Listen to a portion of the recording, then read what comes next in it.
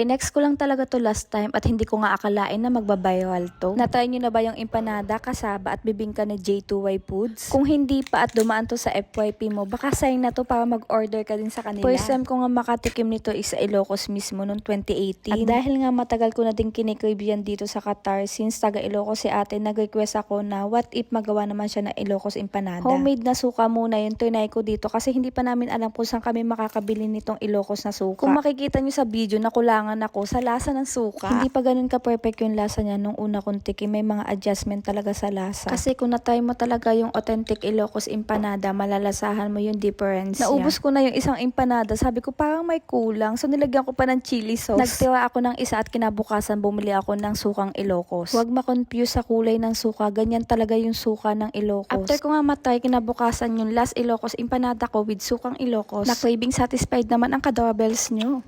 Ito na naman ang kanilang Ilocos Royal Bibingka. You must try this. Yung large niya, 45 royals. Tapos yung medium, 30 royals. At saka yung small naman is 15 royals.